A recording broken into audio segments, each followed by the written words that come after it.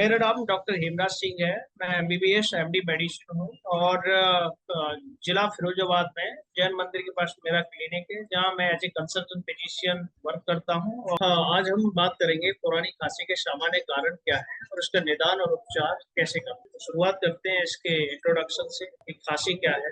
खांसी एक ऐसी बीमारी है जिसका अनुभव हम सभी समय समय पर करते हैं, लेकिन क्या होता है कि जब खांसी ठीक नहीं होती है, जब दिन हफ्तों में बदल जाते हैं और हफ्ते महीनों में, तो हम पुरानी खांसी पर चर्चा करें।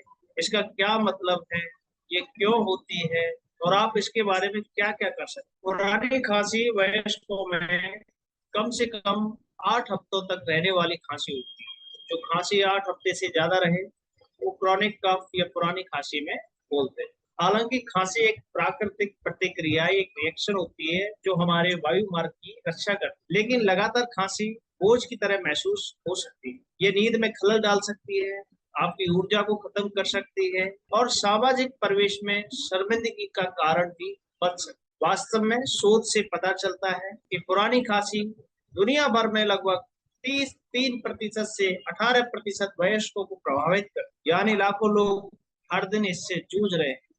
हमारे इंडिया में भी काफी लोग इस चीज से जूझ रहे हैं। ये 8 हफ्तों का समय इतना महत्वपूर्ण क्यों है? ऐसा इसलिए है क्योंकि इतने लंबे समय तक रहने वाली खांसी के सामान्य सर्दी जुकाम या अल्पकालिक श्वसन संक्रमण होने की संभावना कम होती है। हालांकि ये संक्रमण खांसी के अक्सर होने वाले कारण होते हैं, लेकिन आमतौर पर कुछ हफ्तों में ठीक हो जाता है। 8 हफ्ते या उससे ज्यादा समय तक रहने वाली खांसी इस बात का संकेत हो सकती है कि कुछ और हो रहा है। ये किसी ऐसे फेफड़ों की बीमारी का संकेत हो सकता है जिसका अभी तक निदान नहीं हुआ है। कई बार गले, पेट, हृदय और यहाँ तक कि एलर्जी जुड़ी कोई भी समस्या इसका कारण हो सकती है। इसलिए अगर आपको इतने लंबे समय से खांसी है तो डॉक्टर से मिलना बहुत जरूरी है। पुरानी खांसी के प्रकार कौन कौन से होते हैं? तो पुरानी खांसी के जो प्रकार हैं, दो मुख्य प्रकार हैं। पहला प्रकार लक्षणात्मक पुरानी खांसी है, जो किसी अंतर्निहित बीमारी से जुड़ी हो। अगर डॉक्टर लगातार खांसी का कारण पहचान लेते हैं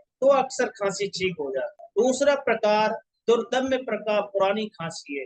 ये ज्यादा जिद्दी प्रकार है, जिसमें दिशा निर्देश आधारित उपचारों को आजमाने के बाद भी खांसी बनी रहती है। तो पुरानी खांसी के कारण क्या है?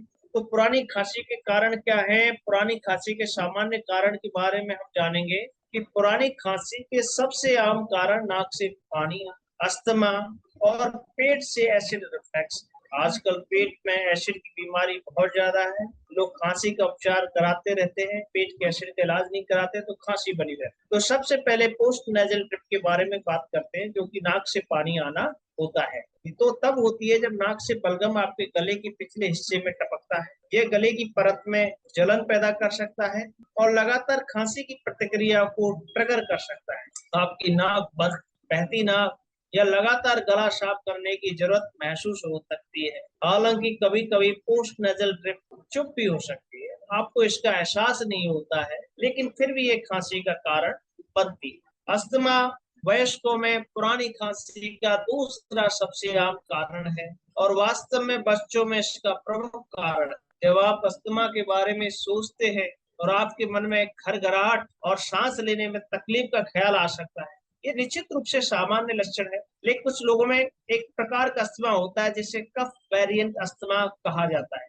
इस स्थिति में खांसी ही एकमात्र लक्षण होती है। पहली स्थिति जो ज्यादातर रेगुलर होती है, उसमें व्यक्ति को बार बार सांस लेने में तकलीफ, घरघराहट, छींची किसी आवाज आना इस तरीका से होता है। लेकिन कफ वेरिएंट अस्थमा में केवल खांसी ही एकमात्र लक्षण होता है। अस्थमा से संबंधित खांसी मौसमी हो सकती है, जिसका अर्थ है कि साल के कुछ खास समय में, जैसे कि पराग के मौसम में, बदतर हो जाती है। ये सर्दी या ऊपरी श्वसन संक्रमण के बाद भी शुरू हो सकती है और ठंडी शुष्क हवा या तेज धुएं या सुगंध के संपर्क में आने से बढ़ सकती है। तीसरा है एसिड रिफ्लक्स। ये GERD, गर्ड जिसको बोलते हैं, गैस्ट्रोइसोफेजियल रिफ्लक्स डिजीज, ये तब होता है जब पेट का एसिड ग्रास नली में वापस चला जाता है। आपको कुछ खट्टा स्वाद आ सकता है, सीने में जलन हो सकती है और कभी कभी खांसी ही इसका एकमात्र लक्षण होती है। क्या आपको कभी रात में लेटने के बाद या ज्यादा मसालेदार खाने के बाद खांसी का दौरा पड़ा है, हो सकता है एसिड रिफ्लक्स आपकी खांसी का कारण बन रहा, तो इस चीज को विशेष ध्यान रखें। पुरानी खांसी के अन्य और कारण क्या है? पुरानी खांसी होने के और भी कारण हो सकते हैं।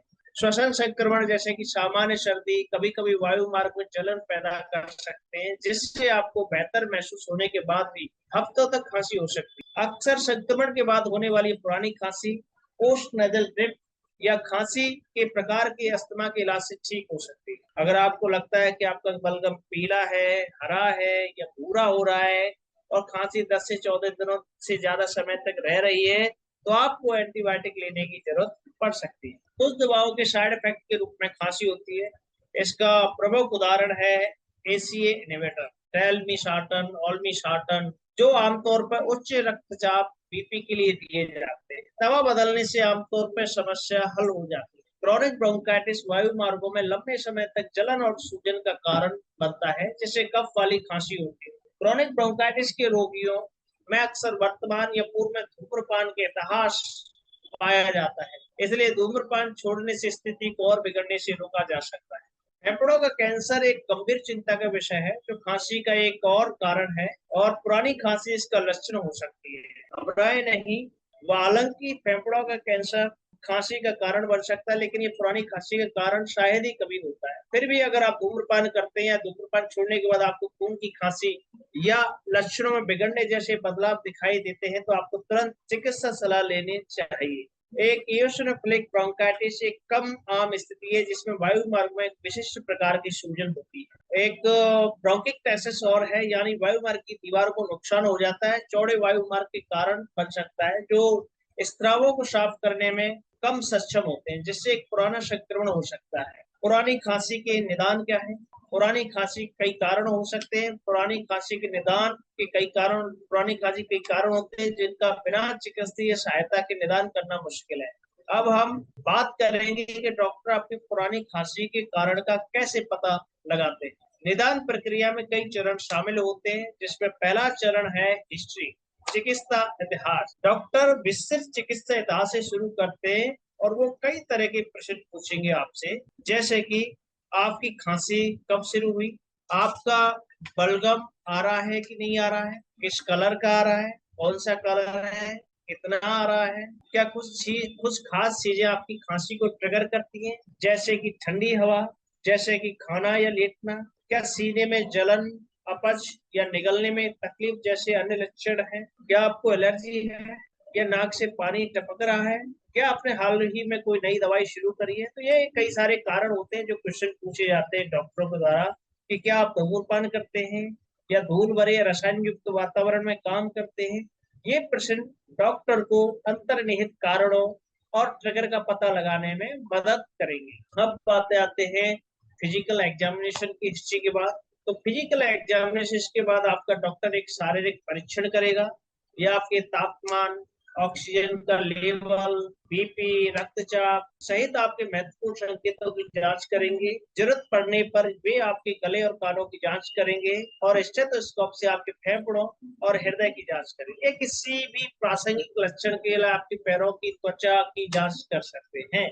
अब आते हैं इन्वेस्टिगेशन, नैदानिक परीक्षण। निष्कर्षों के आधार पर डॉक्टर कुछ नैदानिक परीक्षणों की सलाह दे सकते हैं, जैसे कि सबसे पहले खांसी में क्या करवाया जाएगा, एक्सरे। तो फेफड़ों की प्रमुख समस्याओं को तुरंत पता लगाने के लिए छाती के एक्सरे किया जाएगा। एक आपका रक्त परीक्षण किया जाएगा। रक्त परीक्षण में आपकी संक्रमण या एलर्जी के लक्षणों की जांच का पता लगाया जाएगा। उसके बाद आपकी सीटी स्कैन कराई जा सकती है। फेफड़ों की अधिक विस्तृत जानकारी देने के लिए एक्सरे के बाद सीटी स्कैन करा देते हैं। चौथी चीज, गले का स्वैब या थूक का नमूना लिया जा सकता है कि संक्रमण पैदा करने वाले रोग जनों की उपस्थिति की जांच की जाती है। तीसरी, चौथी, पांचवी चीज वो है स्पायरोमेट्री। इससे फेफड़ों के कार्य का मूल्यांकन करने के लिए एक श्वास परीक्षण है। दूसरा एक मेथाकोलिन चैलेंज टेस्ट हो सकता है, जो अस्थमा का अगर संदेह होता है उसकी पुष्टि के लिए किया जाता है। तो पुरानी खांसी का उपचार क्या है? एक बार आपकी पुरानी खांसी का अंतर्निहित स्थिति का निदान हो जाने पर उपचार शुरू किया जा सकता है। एक बार पता लगने पर कि आपकी खांसी किस किस वजह से हो रही है, तो उसमें औषधि उपचार स्टार्ट किया जाता है। उपचार योजना पूरी तरह से कारण पे निर्भर करती है, कॉज पे निर्भर करती है कि ये किस वजह से खांसी हो रही है आपकी।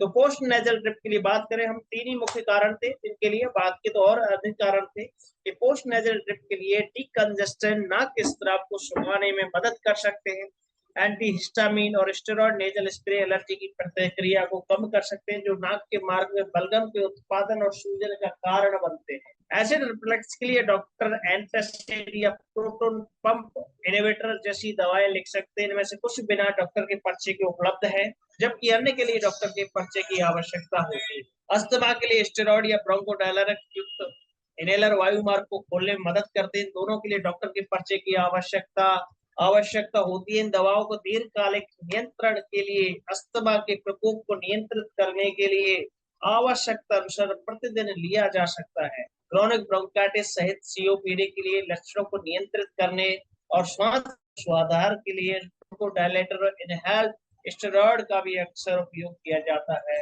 यदि निमोनिया, काली खांसी जैसे जीवाणु संक्रमण का निदान किया जाता है तो संक्रमण को दूर करने के लिए एंटीबायोटिक प्राथमिक उपचार है। इन रोग विशिष्ट उपचारों के अलावा कुछ अतिरिक्त उपचार पुरानी खांसी के लक्षणों को प्रबंधित करने में मदद कर सकते हैं, जैसे कि स्पीच थेरेपी, जो मरीजों को सांस लेने और खांसी की सजगता को नियंत्रित करने की तकनीक सिखाती है। पुरानी खांसी गंभीरता को कम करने में आश्चर्यजनक रूप से प्रभावी हो सकती है। कफ सप्रेसेंट, गाबापेंटिन और नार्कोटिक कफ दवाओं पर भी विचार किया जा सकता है। हालांकि इन दवाओं के गंभीर दुष्प्रभाव हो सकते हैं। आमतौर पर इनका इस्तेमाल सावधानी से, कई उपचार उपलब्ध होने के बावजूद शोधकर्ता पुरानी खांसी के लिए नए और अधिक प्रभावी उपचार पुरानी खांसी के लक्षणों को नियंत्रित करने में मदद कर सकते हैं, जो दादा नानी के जमाने से चले आ रहे हैं। तो खूब पानी पिए। तरल पदार्थ बलगम को पतला करने और खांसने में आसानी करते हैं।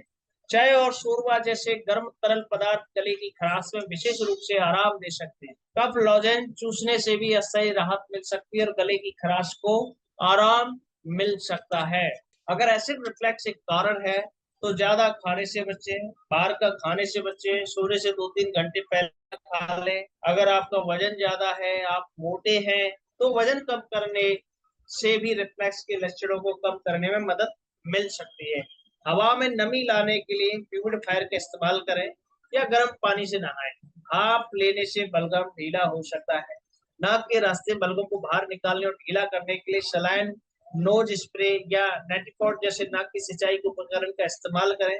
ये पोस्ट नेजल ड्रिप से जुड़ी खांसी में फायदेमंद हो सकता है। धूम्रपान से बचें। अगर आप धूम्रपान करते हैं तो इसे छोड़ने के लिए मदद लेने पर विचार करें। और मुख्य बातें याद रखें, आपकी खांसी या अन्य किसी चिकित्सीय समस्या के बारे में आपको किसी भी प्रश्न या चिंता के लिए आपके स्वास्थ्य सेवा प्रदाता हमेशा सबसे अच्छा संसाधन होता है। अगर आपको लंबे समय से खांसी है और डॉक्टर से सलाह लेने में संकोच ना करें। आपकी पुरानी खांसी की जड़ तक पहुंचना राहत पाने और अपने जीवन की गुणवत्ता में सुधार लाने की दिशा में पहला कदम है। आज अपने शरीर की बात सुनने में आप आजकल बड़ी समस्याओं से बच सकते हैं। जानकारी प्राप्त करें, स्वस्थ रहें और भरोसेमंद स्वास्थ्य संबंधी और भी बातचीत के लिए सब्सक्राइब करना ना भूलें। धन्यवाद।